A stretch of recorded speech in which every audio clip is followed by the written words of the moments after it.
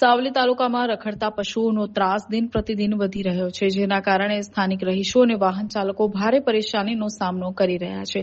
આજે સાવલી વડોદરા રોડ પર બે આખલાઓ વચ્ચે હિંસક યુદ્ધ જામતા મુખ્ય માર્ગ પર ભારે અફરાતફરી અને દોડધામનો માહોલ સર્જાયો હતો.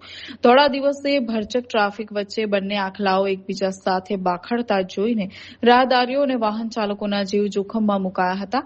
આખલાઓ લડતા રોડની વચ્ચે આવી જતા કોઈ મોટો અકસ્માત ન સર્જાય તે માટે સાવચેતીના ભાગરૂપે વાહન ચાલકોએ પોતાના વાહનો અધવચ્ચે જ રોકી દીધા હતા, જેના કારણે હાઈવે પર થોડીવાર માટે ટ્રાફિક જામની સ્થિતિ સર્જાઈ હતી.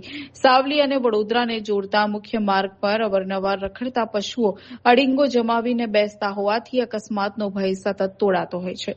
સ્થાનિક નાગરિકોમાં તંત્રની નિષ્ક્રિયતા સામે ભારે રોષ જોવા મળ્યો. જાગૃત નાગરિકો અને વાહન ચાલકોએ માંગ કરી છે કે કોઈ મોટી જાનહાનિ થાય તે પહેલા વહીવટી તંત્ર જાગે અને પાંજરાપોળ કે અન્ય સુવિધા ઉભી કરી આ રખડતા ઢોરને પકડી કાયદેસરની કડક કાર્યવાહી કરે.